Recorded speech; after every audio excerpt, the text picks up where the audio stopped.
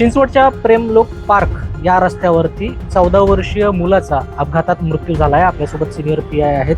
Sir, काय सांगाल, ही नेमकी घटना काय आहे? 14 वर्षाचा जो मुलगा आहे तो शाळेतून घरी जात असताना त्याला सिमेंट मिक्सरनं धडक देऊन त्याचा मृत्यू झाला. सगळं नेमकं प्रकरण काय आहे? आरोपीला अटक केलेली आहे. बरोबर आहे.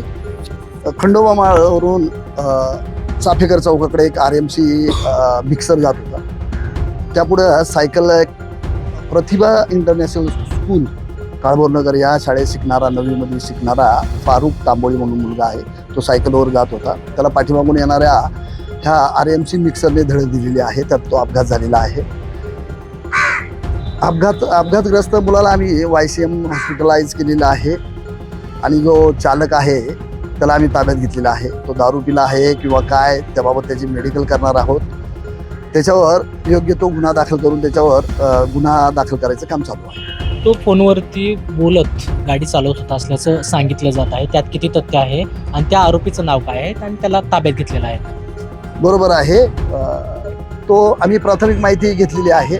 तरी पण आम्ही तिथले CCTV फुटेज वगैरे पाहून अपघात नेमकी कसा झालेला आहे याची शहानिशा करीत आहोत.